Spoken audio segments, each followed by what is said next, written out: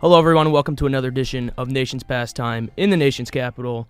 I'm your host, Andrew Snaith, here with host Robbie Cruz, and it's hard to believe, but we are here at the end. It is our last show of the year, and we are going to finish it off right here with some monthly awards. How about that, Robbie? Yes, sir. Sounds good. And just a quick shout out to all you guys who have been listening to our broadcast since we originally started back in, when was it? March? Actually, back in late, I believe it was early February. So, Yes, absolutely. Shout out to everyone who has been listening throughout the year. We really appreciate you guys. Without you, there wouldn't be a show. So, really, really grateful for all the support we've had. And we're looking forward to finishing this off right and getting going for another great year next year of some baseball chat here in Nation's Pastime in the nation's capital. Yes, sir, and we will obviously be back again next year looking to do big things, get some more listeners, and just keep talking about baseball and all the big events that are coming on. Absolutely. As Robbie mentioned, we will without a doubt be back next year at the end of August for another season of the show. But look out for over the summer. Be sure to keep following our Twitter. That's at NatPastimeCap, because we do have a special episode planned over the summer. We're going to about halfway through the summer, try and get together, meet up, talk about a little bit about what's been going on throughout the season, about halfway through, maybe around the All-Star break. That'll be not live, but it will be posted on our Twitter afterwards and also on our YouTube channel for listening. So be sure to look out for that over the summer on our Twitter. Yes, sir, and it should be a good time. Absolutely. So with that said, let's get right into tonight's topic, as we mentioned, and that is monthly awards. Now, the monthly awards are not actually only going to be rewarded to the best players of the month. We're going to be talking about all of the players of the month, the best, the worst, and we have a couple different categories that we've broken them down into here tonight. So we're going to go through that here. Firstly is going to be the top three, what we feel are the top three position players from each league. Now, it's very easy to just go ahead and name the people who are obviously the best throughout the year, and we will talk throughout the year so far, and we will talk about that, of course. But we also have some other surprising names on here. We're going to try and shed some light on some people who have had a really hot start to the season that you maybe not have heard about, or maybe the media isn't covering as much due to maybe where they play, or maybe they're not on the same level as guys like, obviously Yelich and people like that. So we'll see. We should have some interesting names on the list here. And to start it off, Robbie, how about you give me who you think your first best position player of the year so far has been in the National League? Thank you, Andrew. Now, we are going to start off with, I think, somebody that both of us have, and that is Christian Yelich of the Milwaukee Brewers. Absolutely. Christian Yelich obviously won the MVP last year. He is somebody who was traded from the Marlins to the Brewers for Luis Brinson. Yelich is hitting .342 right now and has a monstrous 15 home runs in 32 games. It's something that not many of us have seen in such a short period of time. And as of now, if the season were to end right now, he's probably my MVP. The Brewers are 3-3 without him, and with him, they are one of the best teams, if not the best team in the National League. And I think it's a clear-cut winner. Christian Yelich is the best player of the National League, Andrew. So you really think that Yelich is going to be better overall, or has been better so far, than Cody Bellinger? I think a lot of people might be disagreeing with that. Well, I think that if you're disagreeing, then I would respect that decision, honestly, because Cody Bellinger has been just as great as Yelich, if not slightly better. But to me, Yelich is more than just a hitter, as Cody Bellinger, to me, is just a hitter. I think Yelich is great defensively. He's got a pretty solid arm, and he, like I said, he won the MVP award last year, and that, to me, is the best player in the National League. A guy who won the MVP award and does more than just hit. Absolutely. Just taking a look at Christian Yelich's slash so far, through May 1st, he had 29 games played, batting .353, .460 on-base percentage, and slugging a ridiculous .804.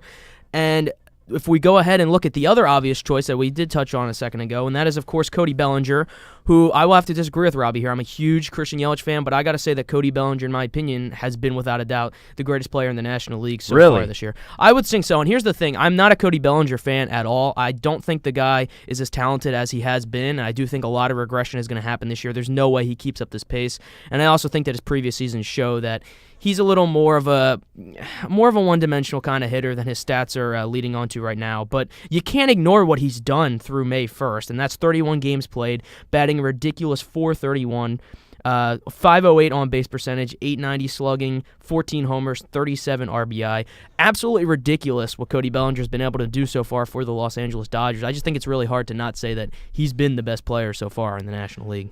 And like you, he was number 2 on my list. I don't know if he was number 1 on your list. He was, yes. Okay. Mm-hmm. But the thing is, the difference between Yelich and Bellinger is that I think that Yelich is going to keep this up all season. I really don't believe that Cody Bellinger is going to keep this up all season. Not to forget, the last 3 games, he has been in a pretty bad slump. And I don't like predicting slumps, but he is he's slowly starting to devolve from what he was hitting in the beginning of the year. Now, Bellinger doesn't have as many home runs as Christian Yelich does, and Yelich has played less games because of that slight injury he had earlier. So Yelich is a guy that's going to get more home runs and less at-bats. He is a guy who is going to be a lot more consistent than Cody Bellinger, in my opinion, because there have been stretches where we've seen Cody Bellinger just absolutely go off. Like, for example, in Bellinger's rookie season, he was one of the best hitters, if not the best hitter in the National League.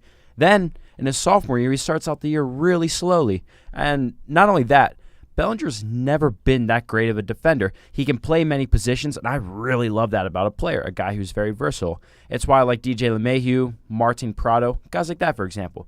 But the difference between Bellinger and Yelich is that Yelich is just a lot more consistent. And to me, that's really important because I don't believe that Cody Bellinger is going to keep this up all season. And I know that this is just a monthly award, but this is something you have to keep in mind in the future.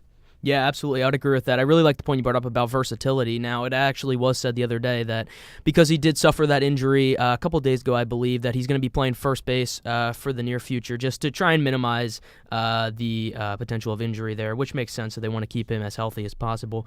So now let's move on to the AL and talk about the other guy who is kind of the obvious choice here. And then we can get into some of the more exciting picks that we have that we kind of dug to find out. And I don't know about you, but for that obvious pick for the AL, I have to say Tim Anderson without a doubt. I mean, Tim Anderson, of course, the AL Player of the Month. He batted .342, 6 home runs, 18 RBI, 10 steals, and I gotta say, it's not a stat, but he had some solid bat flips as well. That's something. You and bat flips, Andrew. I'm telling you. I'll tell you what, man. Now, Tim Anderson, this is no disrespect to him. He's actually not on my list, actually. He is somebody who I think has been great, hitting .339. He has 12 stolen bases, hasn't been caught once. I think that's incredibly valuable. Fast guy, But to me, the White Sox just have not been good enough for him to be a part of my greatest players list. I don't know about you, Andrew, but to me, the best players in the league, they should be on teams that are consistently winning, and the White Sox are not winning right now, Andrew. Well, I don't know if that's fair exactly, because when evaluating the top players of the month, I think, like I said earlier to open the show, a lot of these guys get overlooked who have great months because they're not on teams necessarily that are doing as well. So I don't think it's fair to just look at. I know when people are going to be saying Mike Trout, the best player in baseball, is on one of the worst teams. Of course, yeah. But the difference between Trout and Tim Anderson is Tim Anderson's not Mike Trout. And I don't see Tim Anderson as anything more than a guy who's just going to hit for average. I mean, and steal bases, obviously. He's not going to hit home runs. He doesn't walk that much. I will give you that. He doesn't walk He's at all. not a great defender. I mean, outside of like batting average and being able to steal bases, and bat flip. And you and bat flips, Andrew. Hey, look, I got to give the guy some credit. If you saw that bat flip he had against the Royals where he got beamed the very next at-bat, you can't say that wasn't pretty awesome. It was pretty awesome. But now, one thing that we never did do was go over the third best player in the NL. So we're just going to go back over that later? Or? Yeah, no, I thought we would just get out of the way. The three main ones that everyone kind of figured. Then we go back and talk about the guys that we really thought. Now, to me, the best player in the American League. Oh, here it comes. I can see it on the screen already. It's Luke Voit. Yep, because Luke Voit has been absolutely amazing for the Yankees. His 10 home runs, he's been the guy who has really stepped up in all these injuries, throughout all these injuries. He has been a lot better defensively this season. He's walking a lot. And his swing just looks a lot more consistent, less strikeouts too. Luke Voit is somebody who's been one of the best hitters in the American League this year, Andrew. I know you're going to strongly disagree with that, but there's no denying how great he's been this year. No, you got to admit that. I'm not going to disagree with you. I don't think he was the best player in the league before May 1st for the month, but he definitely was a very, very good player. And like you said, talk about a guy who stepped up. The Yankees, of course, known for having, I think it was up to 15 was the highest number they had at one point. I don't want to think about it. Right, 15 on the disabled list. I'm sorry, the injured list, as it has been renamed to. And Luke Voit, as you said, he's been the guy who stepped up and has been the consistent force in the middle of that offense, who's stayed healthy and who's provided a steady stream of home runs, RBI. He's been getting on base in a pretty solid clip, 373. Betting average is a little bit low, but like you said, his strikeouts are down, and he really has been a force in the middle of that Yankees lineup. And without that force in that lineup, I don't really think the Yankees would be having a winning record now. Oh, no, they with all wouldn't. The injuries. And there's no way that this team would be even near what they are now without Luke Voit. Now, Number 2 on my list. Did you want to go with the second person on your list, or should I go first, Andrew? No, you can go ahead because I have one following guy for the AL who's a little bit Here's surprised. somebody that not many of you guys have been paying attention to. He's somebody who's never won an MVP award, never been on an All-Star team, but he's hitting .317 with 6 home runs, and he walks tremendously. He's a great defender, and that is Jorge Polanco of the Minnesota Twins. Polanco is one of the more underrated players in baseball. I really like the way he plays. I think he plays the game the right way. And this is finally his breakout year in a way. Came out as a top prospect, and he's just been somebody who we've been waiting on for a long time, somebody who we've been saying he's got so much potential, and now he's finally living up to it. Jorge Polanco, you've done very well so far this year. Who's now Andrew, who's number 2 on your list? Well, actually, before we get to that, I just want to comment on Jorge Polanco right now because it's funny that he has off to as good a start as he is because we actually talked about his contract extension a couple weeks ago when we were discussing the numerous amounts of extensions this year. And I remember we both kind of agreed that he was a guy that the extension didn't make a whole lot of sense for the Twins because he hadn't really proven himself. But he now, without a doubt, is proving that he is the man who is worthy of that contract extension that he got. And to final note on Jorge Polanco, personally witnessed in person that, well, not in person, but through watching the game, him hit that cycle against the Phillies, and I got to say, we did win that game, but Jorge Polanco, very tough out. We played a 3-game series against the Twins earlier in April. Very solid player. And not only that, do you know what his WAR is right now? A stat that you really love, Andrew? I don't really love WAR, but I think it's a good method for evaluating players. It has its flaws, though, but what is it? What's his WAR right now? 2.1. That's pretty solid. You got to give that to him. Within 32 games. Especially for a guy who's also not known as a very good defender as well. Yeah, so. and it's one of the best in baseball. He actually has a higher WAR than Christian Yelich and Cody Bellinger right now. That's pretty remarkable. Really shows you sure. how good he's been with the bat. So with that said, I'm going to move on to my third pick here, and this is a guy that I'm not sure anyone has really been paying attention to, but I want to shed some light on him, and that is Hunter Dozier, third baseman for the Kansas City Royals. Now, a lot of people listening are probably like, who? Right now, and I don't blame you, because Hunter Dozier is a guy that really kind of disappeared after he was drafted. I mean, he was an 8th overall pick in 2013, and he took a lot of time to develop, and you got to hand it to him, though. He's developed really nicely, and he's been exceptional this year for the Kansas City Royals. He's batting .349, getting on base at a .444 clip, and slugging .699 with 13 extra base hits, 7 of those being home runs, and he's driven in 17 runs already for the Kansas City Royals. And he really is a guy who is such a threat in the middle of that lineup, especially with all the speed they have at the top of that lineup. Now, let's be real, the Royals aren't a good team, and they're not going to be a good team this year. But they're at least a team that's fun to watch right now. You talk about Billy Hamilton and then Alberto Mondesi. A guy like Alberto Mondesi, them getting on 1-2, and then you got a guy like Hunter Dozier, just got to get a single. Both of them could easily score with the insane speed they have. It's a lot of fun to watch, and you got to give Kansas City Royals credit, and especially credit to Hunter Dozier for stepping up after being really considered a bust before this year, but really breaking out this year. I'm not going to lie, I do like this pick. I actually didn't have him on my list because I didn't think about Hunter Dozier, which I really should have, but Dozier is somebody who's been incredibly underrated simply because the Kansas City Royals just have had no success so far this season. Once again, one of the worst teams in baseball, if not the worst team in the American League. They have a lot of improvement to make, but Hunter Dozier, he's been one of the bright spots in a lineup full of many disappointments. For example, Whit Merrifield has not simply been that great this year, but Hunter Dozier's been a lot better. He's really stepped up while Merrifield's been, if you will, absent, even though he's still playing. Yeah, very fair point there. And like we said, Royals aren't going to be a good team this year, but there's at least that factor that makes them at least watchable baseball. There's a lot of bad teams out there that are still watchable baseball. And I think the Royals are definitely one of those teams because of exciting young guys like this, and hopefully they can kind of build a core here over the next few years and try and make a run at that AL Central because the Indians are slowly losing ground in that AL Central every single year that they refuse to address their needs. And also the fact that, of course, their owner is not exactly looking likely to be re-signing any of their superstars. So. Probably not. Now, number 3 on my list for the American League is Matt Chapman of the Oakland Athletics. I think that Chapman, like Dozier, is incredibly underrated. He is probably the best defensive third baseman in baseball. Would you agree with that, Andrew? Without a doubt, he is the best defensive third baseman in baseball. And one of his critiques last season, guys, was that Matt Chapman simply couldn't hit. People were complaining that he only hit .278 and only hit 24 home runs. But right now, he's hitting .295 and already has 9 home runs in 36 games. Guys, he is a guy who is going to play every single game. He's improving his bat, and the defense just never disappoints. Not only that, he's leading an Oakland Athletics team to a potential playoff run again. And this guy's only 26 years old. He's making, $570,000 a year? Yeah, I think it's something like that. Something ridiculously low. To me, yeah, exactly. To me, he is one of the most valuable players in the American League, and he's one of the best. I don't think he gets enough recognition, Andrew. And according to Nolan Arenado, he is the best third baseman in baseball. Yeah, he said that right after he signed that contract extension, didn't he? He actually said it last year throughout the year. Someone asked him randomly if he thought he was the best third baseman in baseball, if Arenado thought himself was, and Arenado was very quick to say no, the best third baseman in baseball is Matt Chapman. So there you go. Matt Chapman has a very noteworthy fan in Nolan Arenado there. I think he could be as well. Not to forget, a lot of Matt Chapman's at-bats last year resulted in strikeouts. Like Luke Voigt, he has strongly limited the amount of strikeouts. He's only got 19 in 36 games. Folks, Matt Chapman is getting better, and he is the next big third baseman in baseball. You heard it here first. Absolutely. I would very much agree with that. Matt Chapman, definitely one to watch over in Oakland. Just a reminder real quick, if you want to call in, discuss anything that we're talking about, any other monthly rewards or players that you think should be on the list, go ahead and do that at 202-319-5106. That's 202-319-5106.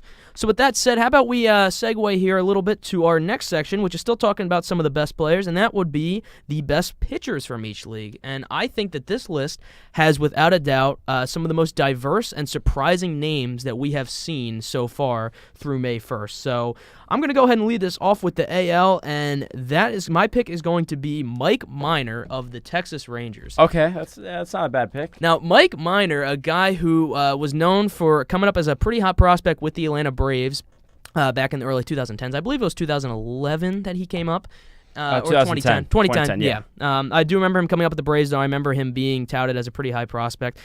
Really didn't amount to a whole lot. He had a solid rookie year, but besides that, he kind of bounced around. He went to Kansas City after that and was a reliever, kind of a left-handed specialist out of the pen.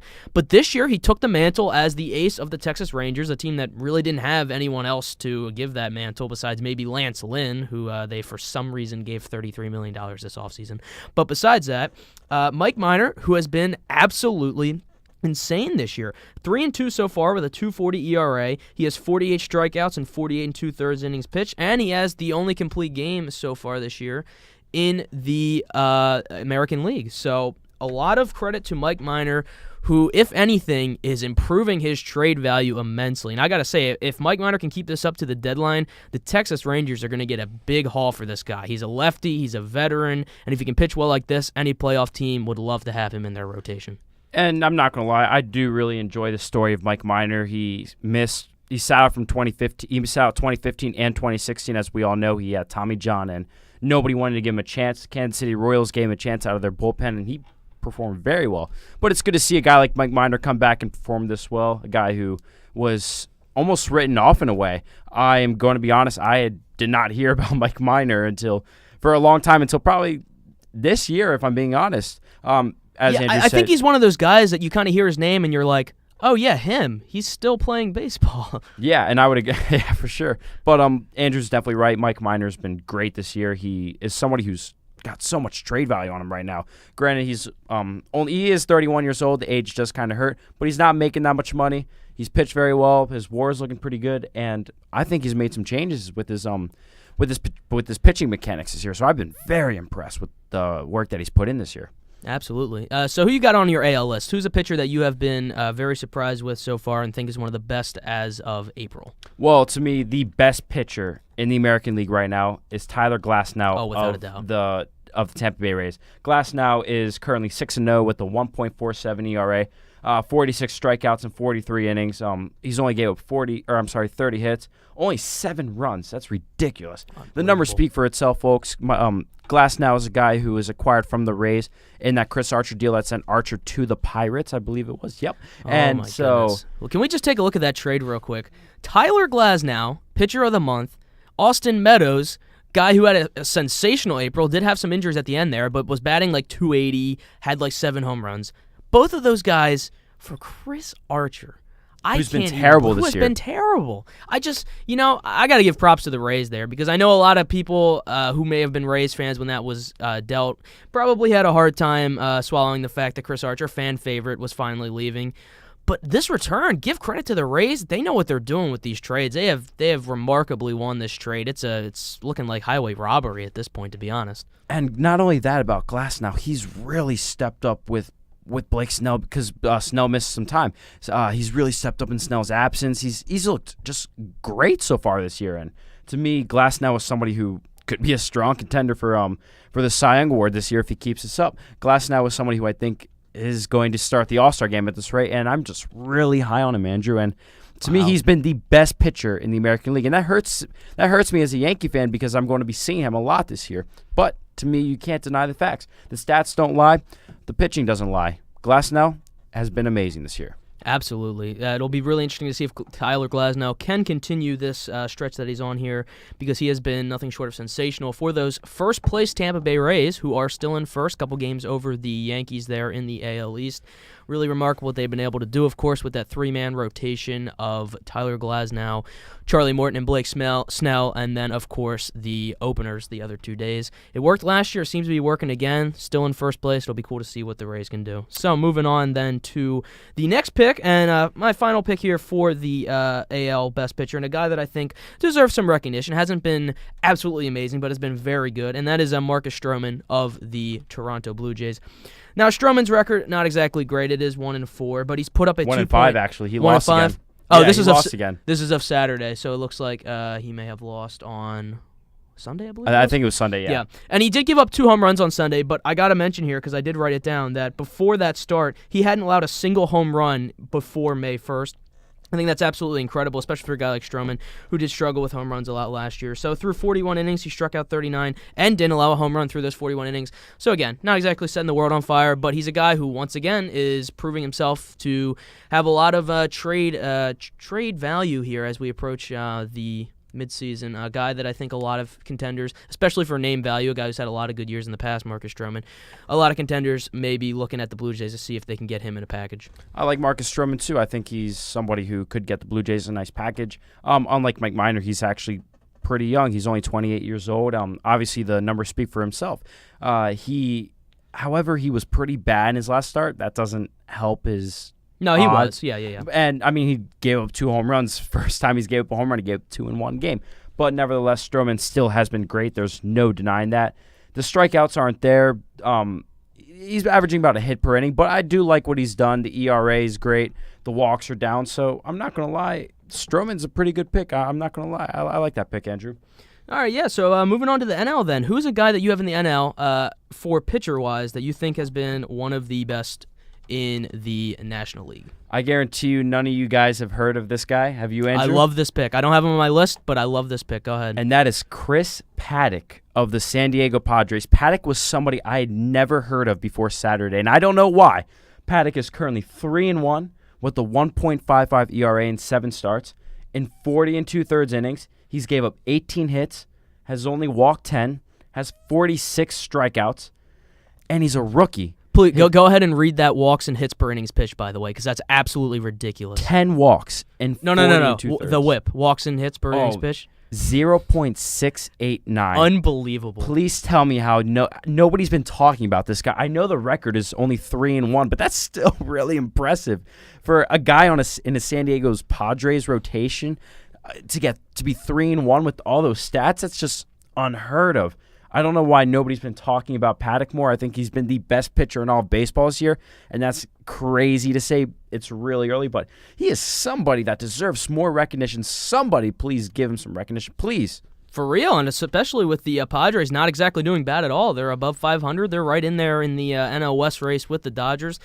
A lot of credit to Chris Paddack, rookie who came up, and he did not win Rookie of the Month. That unfortunately went to Pete Alonso. He did have a little comment about that last night, and then proceeded to strike him out during the game. So really interesting there about only Chris Paddack. 18 hits in 40 2/3. That's what I'm saying. That whip is absolutely insane. .689. That's unheard of. I mean, he's just been sensational. His H per 9 is only 4. It's the best. 4 hits per 9. That's ridiculous. It's the best in the National League. He's got the best ERA, WHIP and H per 9 in the National League, and nobody's been talking about him. That's ridiculous. Well, that's what playing in San Diego will unfortunately do. Now, Andrew, who is your guy that you've been hyping up so much before the show? Okay, well, I didn't hype this guy up that much, but I think he's another guy that a lot of people haven't heard a lot about, but I think deserves a lot of credit, and that is reliever from the Atlanta Braves, Max Fried.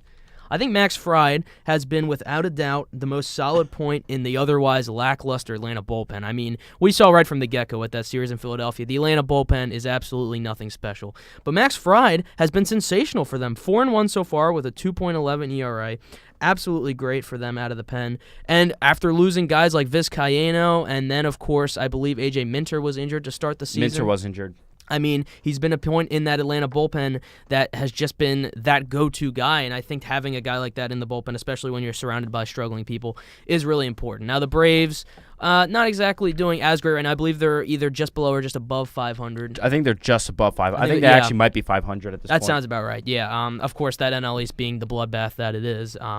But still, if the Atlanta Braves are to make a postseason run and follow up their division win last year with another one, bullpen's going to be a key piece of that, as I think it will be in all of the NL East clubs, because I got to say, minus maybe the Mets, and the Mets have had their struggles too, the bullpens in the NL East are just absolutely abysmal. It honestly feels like everyone in the NL East is competing on who will have the worst possible bullpen. It's gotten that bad. Honestly, all those bullpens are absolute trash. I mean, they really are, and that's why even the Mets bullpen has been bad. Familia has been bad. Diaz has been inconsistent. Yeah. ERA already over 2. Really not like him to start the season. A guy whose ERA was under 2, of course, last year had a great season for the Seattle Mariners.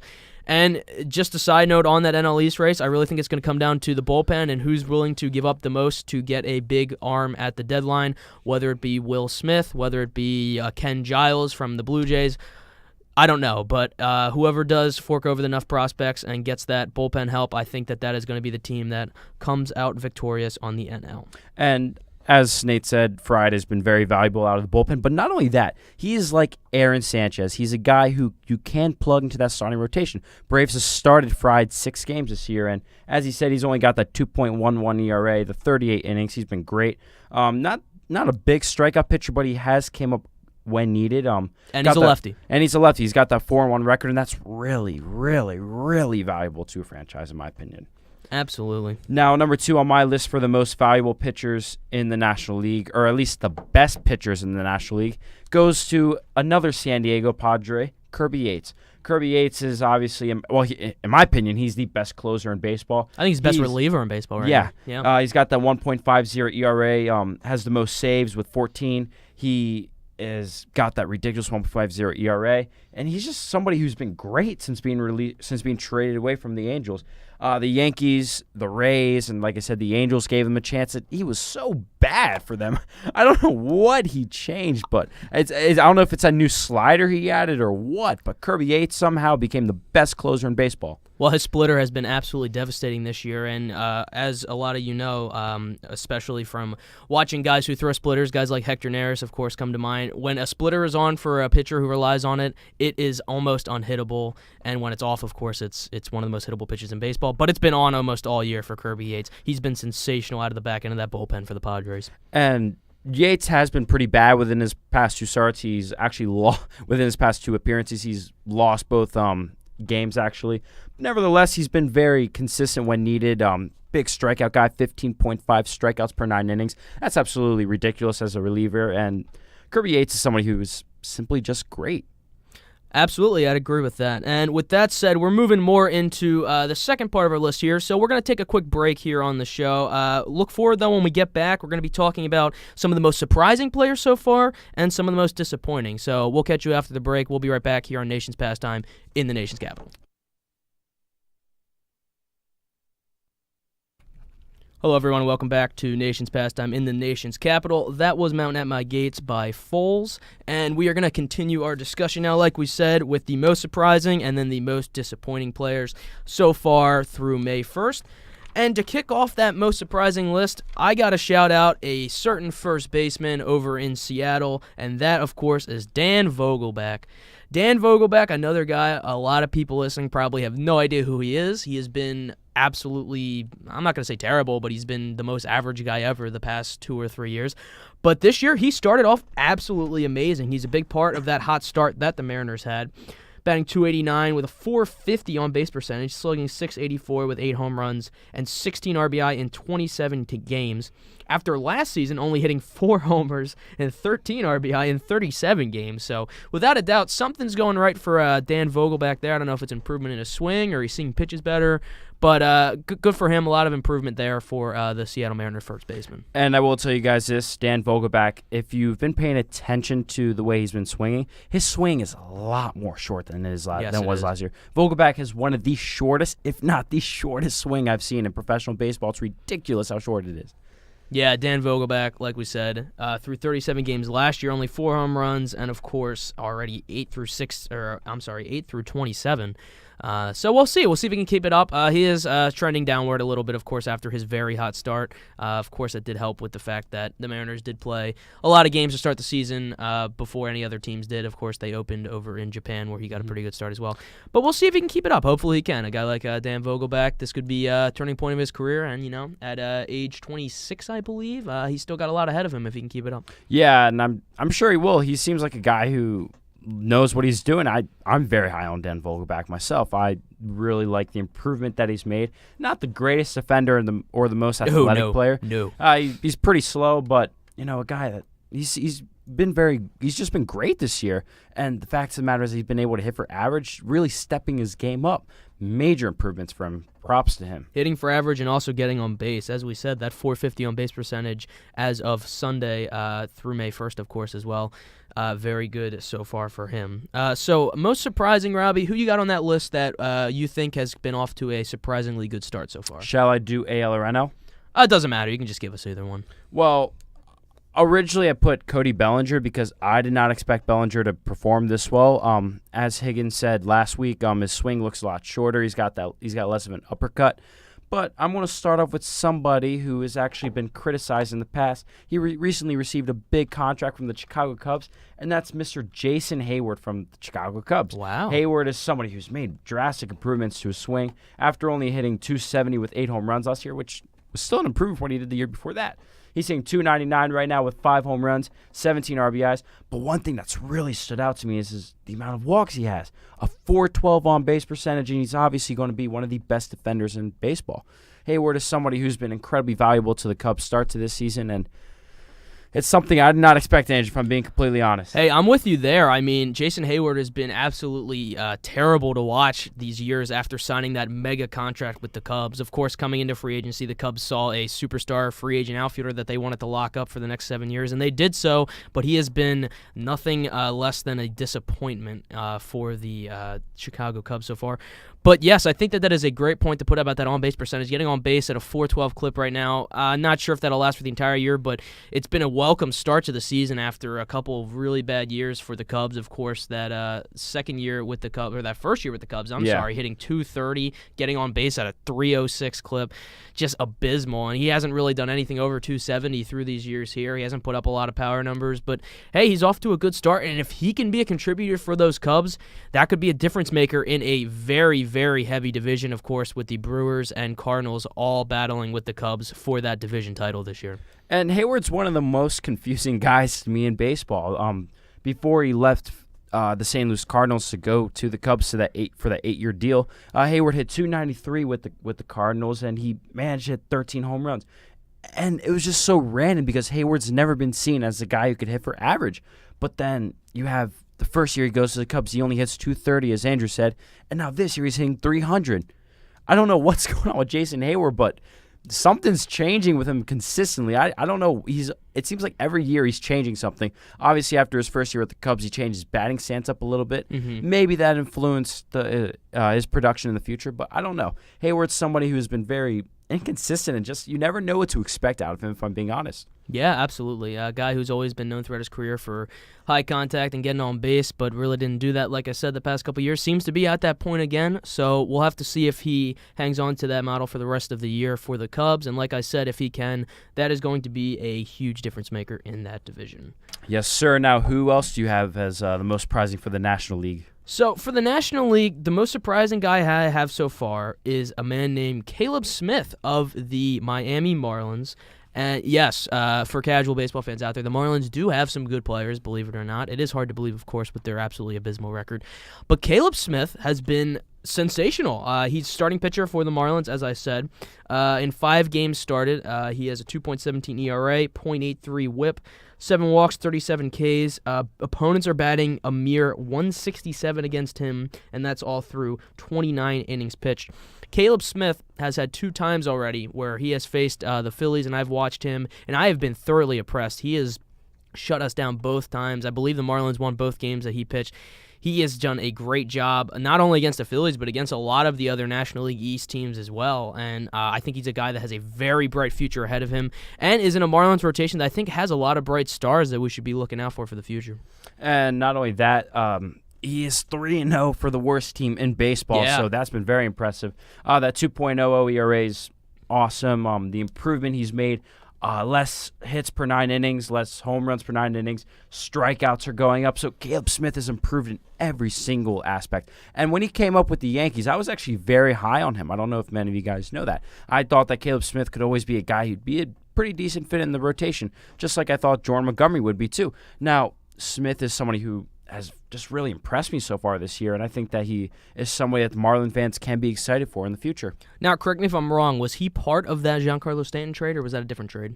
I think he was. It wasn't a part of the Nathan Eovaldi deal. I'm pretty sure it was a Stanton trade. Check the transactions here, because if that is the case, that's at least somewhat of a return for Giancarlo Stanton. It seemed like at the time that was a guy who was really, that's right. It was the Garrett Cooper deal. The Garrett that's right. Cooper trade. Oh, yes, I remember Garrett Cooper. In November of 2017 when Garrett Cooper was traded. That's right. So, hey, Caleb Smith, looking like a pretty good return for that right there from the Yankees. We'll see if he can keep it up like all these other guys. I mean, he's a guy who's been consistent throughout his career, but now seems to be finding it, and hopefully they can stick to that and kind of have a breakout campaign here to carry them through the rest of their young career. Now, Andrew, my last guy for surprises for the National League is none other than Luis Castillo of the Cincinnati Reds. Castillo is currently 3-1 with the 1.97 ERA in 50 innings. He's only gave up 30 hits, 11 runs, has only walked 19, struck out 59 guys. He's been one of the best pitchers in the National League. Castillo is somebody who the Reds can look to build around in the future. Obviously, he's only 26 years old, has plenty of potential. He's pretty cheap, so Castillo is just a great guy to build around. And I think that Red fans should be excited about the future with Luis Castillo. And I never would have guessed that Castillo was going to be this good, but he's been. Give this guy some recognition. I know he's playing in Cincinnati, one of the most boring and dull cities in professional baseball, but give this guy some credit. No, I think even more you got to give him credit for the fact that he's playing in Cincinnati in one of the most hitter-friendly ballparks in America as well. I mean, great American ballpark, really a launching pad for a lot of guys there. A lot of good offensive seasons have been seen in that ballpark, and he's been great. I mean, of course, last year, we always knew that he could throw hard. The guy's threw an absolute gas throughout his 3 years in the major leagues, but of course, last year, not really having that good of a campaign. ERA was above 4, and honestly, a lot of fantasy baseball guys that I saw really called for Luis Castillo to kind of break out this year, and I'm impressed because so far it looks like he's doing just that. As Robbie said, he's been really great so far for them. Leads the league in actually games started so far. He's 3-1, and he's just been absolutely amazing. And for the he's Reds. made so many improvements. I mean, last year he had a 1.6 WAR through the whole season, through 31 starts, and now he's already got a 2.2 WAR. So the fact of the matter, or 2.1, I'm sorry. So the fact of the matter is that Luis Castillo has just made so much. He's made so much improvement from last year, and he's somebody who just deserves some recognition. This guy's been great for the Reds this year. You know, with Alex Wood and Sonny Gray and Tanner Roark being inconsistent, it's good to see Luis Castillo step up and be the man for the Cincinnati Reds. Absolutely. And speaking of the Reds real quick, I got to ask your opinion here, Robbie. How about that Matt Kemp news? The Reds deciding to just flat out cut Matt Kemp the other day. I mean, to be fair, Kemp has been pretty bad for the Reds. I mean, he has been bad, but he was a main piece in that trade, I thought, with the Dodgers over the winter. And when I read that, I was kind of shocked. I'm like, yeah, he's been bad, but it's Matt Kemp. Like, he at least has name value. I mean, but the thing is, the reason why the Reds got him was not for name value or to help them win games. No, I know, because he was an all-star last year, and they expect him to be one. No, well, not even that. They acquired Matt Kemp simply because they thought that, you know, his contract's coming off the books this year, and it was almost a salary releasing move because it was salary dump for the Dodgers, and they got rid of Homer Bailey's contract, so I think that they would have done anything to get rid of. Which, side note, I don't know how they did that. I am very impressed that they were able to, but I have no idea how the Dodgers agreed to take that on. Oh my goodness, that was just I don't know, abysmal. Yeah, I think that they were just looking to get rid of Matt Kemp's contract, even though it was expiring after this year. So I don't know what they were thinking. Nevertheless, Matt Kemp is a free agent. Somebody may end up taking a chance on him, and who knows? He could be one of those guys who a team will pick up in free agency midseason and ends up doing well, just like Cameron Maybin for the Yankees right now. Yeah, well, I highly doubt that anyone's going to be picking up Matt Kemp anytime soon because, of course, he does have that broken rib still that he has been on the IL with, so that'll have to heal before any team gives him a chance there. But, yeah, I mean, I just remember when that trade was made, and I remember it was right before Christmas, actually. And I remember the buzz was just everyone thought the Dodgers were dumping everyone off so that they could go ahead and offer Bryce Harper a gazillion That was ridiculous. It was looking back on it now, but I gotta say I was thoroughly worried at the time because it seemed exactly what the Dodgers were doing, that they were ready to go and give Bryce Harper whatever he wanted, and they were making that a point by unloading Kemp's contract, by unloading Puig, freeing up that outfield spot. But, hey, it just didn't work out, and they went ahead and just gave that money, I assume, to A.J. Pollock instead, who is injured, and I'm sure no one could have guessed that would happen there. I like your sarcasm, Andrew. Now, let's move on to the American League. Starting off with me, I also, well, as you said earlier, I had Mike Minor. Yeah. And, very surprising. Obviously that was a very big surprise. I also had Hunter Dozier, who you covered earlier, so I'm not going to go with him. Rather, I'm going to go with Elvis Andrus. Okay. Elvis Andrus he's changed throughout the years. Andrus, when he first came up, was one of the best base stealers in baseball. He hit for average. He was a pretty solid, just an average defensive shortstop. Yeah. But now he's became a power hitter. He's already got 5 home runs. He's hitting .333. His game has slowly changed. And not only that, last year he only stole 5 bases, while a year before that he stole 25. So he's going from 25 stolen bases to 5 in just 1 year. Andrus is obviously not the speed threat that he once was. And to me, seeing that he's becoming a power hitter, he's gotten bigger and stronger, and he's gotten a lot slower, that's really surprising me because I always saw Elvis Andrus as a good leadoff hitter for the Rangers, but now he's hitting third for them. It's insane. Yeah, a couple things there. Firstly, the power supplementing, of course, the lack of speed as he gets older is definitely a welcoming sign for a lot of players. We've seen a lot of players who relied on speed in the early part of their career, then kind of fall back and rely on those big power numbers. Guys like Bonds, if you do remember, Bonds was a huge speed threat in the early of his career, one of the only 40-40 guys. Guys like Alfonso Soriano was really fast in the beginning of his career. So you see this a lot with guys who lose their speed and have to rely on something else. So it's awesome that Andrus is making that change there. And I got to say with Elvis Andrus, from some of the research I've done with the Texas Rangers, just the people in that organization absolutely love him. Like, he is the heart and soul of that team. And look, they don't have a very good team right now, but him in the middle of that, just it gives you a reason to just keep watching the team. As I said earlier, it gives him heart. He's the heart of that team. I think a lot of people love his attitude, and he's been a great player to go with that. Absolutely, yeah. And he's obviously got that Baby Shark walk-up song, which many people seem to love. Yeah, that is certainly one of the more interesting walk-up songs in baseball, of course. Elvis Andrus, who walks up at home to the Baby Shark song, which is interesting. I think I'll use that word. Reminds me a lot of Josh Reddick walking up to Careless Whisper. I remember that. When he was with the Oakland Athletics. And then when he came back to the Athletics as a member of the Dodgers, they still played the song for him. Yep, they did. Now, based on time constraints, do you want to move on to the most disappointing list? Yeah, I think that's a good point to do that because we've talked about a lot of the best and most surprising players so far in this broadcast. But let's go ahead and talk about some of the most disappointing so far. And there's a couple obvious picks here, but there's also some not obvious ones. For sake of time, let's focus on 2 or 3 main ones.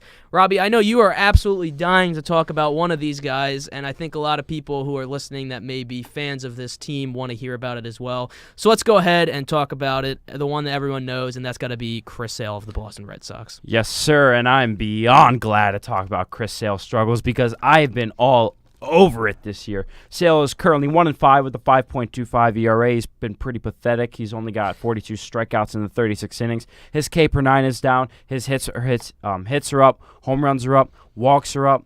everything's just gone wrong for him. I don't know what's been going right for him, actually. To me, well, he did win a game, so he did win a game, yeah, right. But before that, he was 0-5. So, nevertheless, Chris Sale has been pretty pathetic, to say the least. I know that he knows that he has been absolutely pathetic. He's publicly stated that he's embarrassed for himself and his family. Sale has been somebody who is one of the main reasons why the Red Sox have been so bad this year.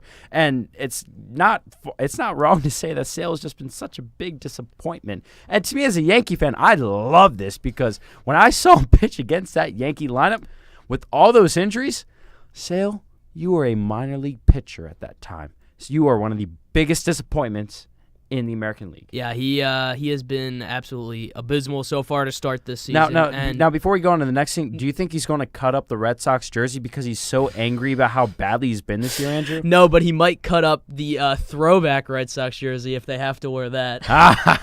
If anyone, of course, remembers when he was with the Chicago White Sox.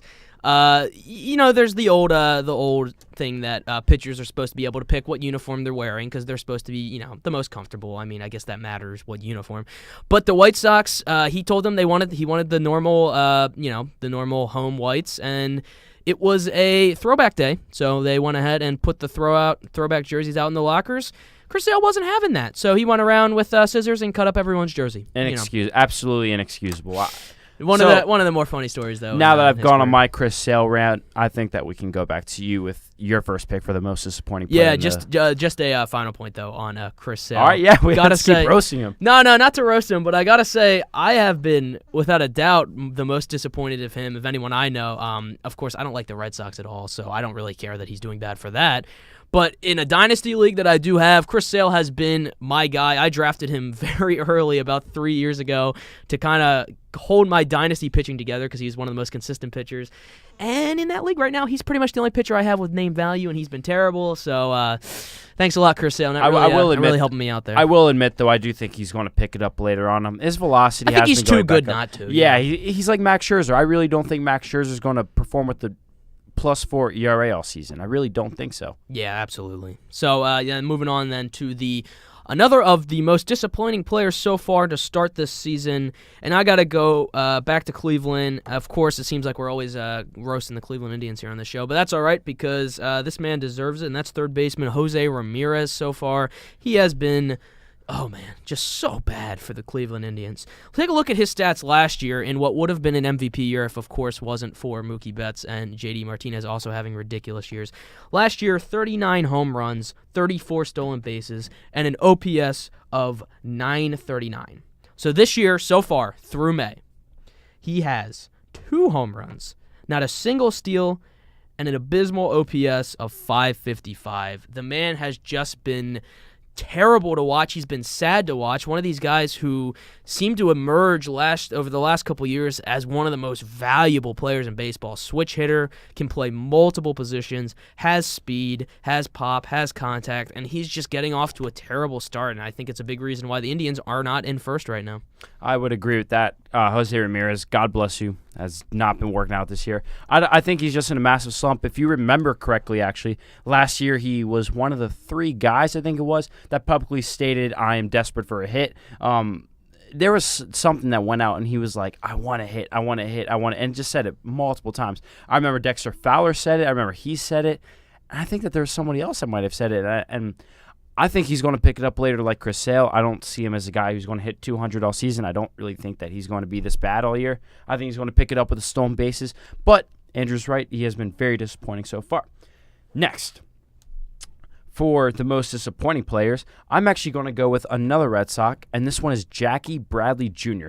Jackie Bradley Jr. has been one of the worst players, one of the worst starting players in baseball this year. Bradley Jr. currently enters today with a 150 batting average, no home runs. He's got 3 stolen bases compared to his 17 last year. His defense hasn't even been as great this year, if you're asking me. His defensive WAR is actually negative this year, if you're looking at it. So Bradley Jr. obviously has not been as good this year. I've had Red Sox fans tell me that Bradley Jr. is essentially a free out.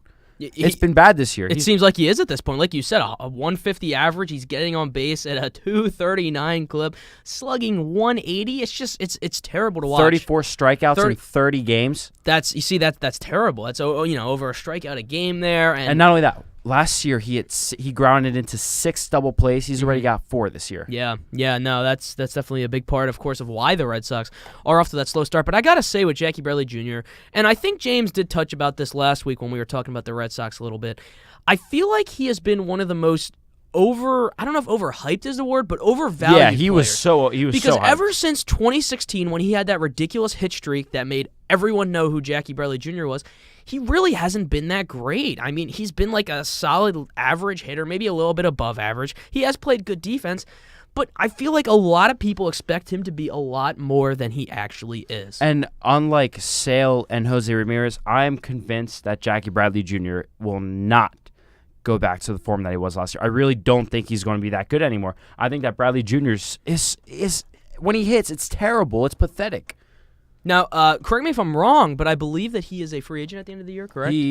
Or is that after the next 2 years? I think it's after next year, actually. Is it next year? Well, yeah. Either way, if he keeps playing it like this, I don't think he's going to get anything close to a contract that he probably would have No, expected with the way free agency has evolved, I doubt it. I wouldn't be surprised if he got Well, nothing. and especially with the way free agency has evolved, with the fact that many players are choosing to just re-sign with their teams, if I'm the Red Sox, I don't have any interest of re-signing Jackie Bradley Jr. Why would we? I mean, he's a guy that can be replaced by pretty much anyone out there for a league average outfielder. And like you said, the defense not exactly great either. That was one of his one real plus sides. So, and many people always bring back, he won the ALCS MVP. He's a Gold Glove Award winner. He's a former All-Star. But that does not mean that he's going to pick it up later this year. I'm really convinced that Jackie Bradley Jr. will maintain this consistent batting average. I don't think he's going to finish the season hitting 150. I expect him to hit around 210 throughout the year. I think it's just been a very disappointing and lost year for him, especially at the plate. When you watch him hit, it's just sad. It's gotten to the point where it's like, why do you want to watch a guy hit when you know he's just going to get out every time? Yeah, I'd agree with that. Jackie Bradley Jr., definitely someone who not playing to what people expect of him, like I said, and we'll have to see how that happens for the Red Sox. So, Robbie, how about this? To close out our show here, it is the, as we said, last show of this sort of season here before we are back in August. So, give me one very bold prediction that you have that's going to happen between now and August in baseball. What's something that you think is going to be a fact by the time that we get back for our next season? Now, are you talking about like awards or performances? No, not awards. More like I would say some. It doesn't have to be awards because that's not going to be something that's going to be relevant when we come back in August. I'll say maybe someone who's an all-star, maybe someone who starts an all-star team, maybe someone who is with a certain team because it will be after the trade deadline. So give me something like that. What do you think? All right. This one's actually transaction. Okay. This is pretty bold. So no, let's go for it. Bolder the better. Go for it. By the time we get back in August, Madison Bumgarner will be a Philadelphia Philly. Yeah, I think I would agree with that. That's not gonna be my bold prediction, but logically speaking, I think of the teams that want a starting pitcher, the Phillies are the most willing to just go ahead and blow up that farm system to get what they need to win now. And one quick question for you. Yeah, what's up? By the time we get back in August, do you think Dallas Keuchel and or Craig Kimbrell will be signed? I sure hope so. I think Dallas Keuchel will definitely be signed, but I just don't get this, honestly, at this point. We could talk for days about that. I'm going to say Keuchel gets signed. Okay. But Kimbrell doesn't. So you're going to say Craig Kimbrell is going to be a free agent still come August? I really do think so, and wow. I hate to say that, but that draft pick being attached to him, I think that's a major part, and I think it has a major role in this with everything that's played out. I really do. All right, so as for bold predictions, I got two main ones here. And the first one, we talked about this a little bit earlier, Matt Kemp. I'm going to say Matt Kemp is going to sign with the team by the time we come back, and he's going to be a Cleveland Indian by the time we come back. Okay, and how do you think he's going to perform? I don't think he's going to perform well at all. I just think that the Indians will be so desperate for outfield help at this point that they'll see him on the market and figure, why not? We'll give him a chance. So that's my first one. My second one, I'm going to have to go with Mike Minor, and I'm going to say that he's going to be traded. Now, as for the team, I think one of two possibilities. First, I think that if what you said is true about Bumgarner going to the Phillies, which I think is very likely, I think Minor is going to go to another NL East rival. I think he will be a Atlanta Brave, to be honest, because And if Atlanta they're Braves if they're going still back in the to the Braves. if they're still in the race at this point, a starting pitcher is something they really need. I know there's been a lot of talk about them with Keuchel, so I mean that's another lefty right there who's been really good. So I'll say Mike Minor is going to be a Brave, but I think he'll be a Philly if we don't get Bumgarner. I think I like either that pick. Bumgarner or Minor is going to be a Philly, and I'm basing that on the fact that Matt Klintek has proven he doesn't really, not that he doesn't care about the farm system, but he's willing to move pieces to win now, as he was by moving Sixto Sanchez for JT Realmuto. And going back to my Keuchel point, Sure. I'm going to say that Keuchel signs with the New York Mets. Okay, I can think- definitely see that. I thought that the Mets should have gone out and signed Gio Gonzalez. I think that rotation's been absolutely abysmal. I think that, the new GM and they all think that they could compete. That's why they went out and pursued Robinson. What's wrong? You Cano don't and think Diaz. Jason Vargas has been good so far? Well, considering how bad Noah Syndergaard's been, Yeah, that's Jacob true. deGrom hasn't been that great Although this he year. did have a good outing over the weekend, though. You got to give him credit. He pitched one-run baseball. Vargas? Or no, Syndergaard. He pitched. Syndergaard I think he did, pitched yeah. no-run baseball and hit a home run. So Yeah, 1-0 they won against Yeah. the Reds, I think. I I don't think know it was. who it was. Yeah. But yeah, no, so I think that the Mets could use pitching. I'm going to say that they signed Dallas Keuchel to a 2-year deal. I'm not sure how much it'd be worth. I don't think he's going to get very much money free agency. But yeah, I'm really excited to see what changes in the game of baseball when we get back in August. Yeah, it seems like we have a lot of players landing in the NL East, which corresponds, of course, with the fact that the NL East is just. It really is a bloodbath right now. One of 4 teams could be in first by the time we come back, and it's also like that in the NL Central as well. We'll have to see. We have a lot of exciting baseball left. That's going to conclude the show tonight. As we said earlier, this is our last show of the season here. We want to thank everyone who has listened throughout this entire year. If you're listening live, if you're listening on the recorded broadcast online, even if you listen once this entire year, thank you so much for all the support. It's been absolutely great this year. As we said, we're going to try to put something together in the summer around the All-Star break or something like that. That won't be a live show because we won't have, of course, the equipment to be able to do that. But we will, of course, be posting that on our Twitter, our YouTube, possibly SoundCloud. Get that out there to as many platforms as possible. So once again, for the last time, this has been Nation's Pastime in the nation's capital. Thank you so much for listening, and we will see you in August. Thank you, everybody, for listening and for what's been a great time since the beginning of February. We'll be back in August. Absolutely. See you guys soon. Thanks again. See you later. Peace out.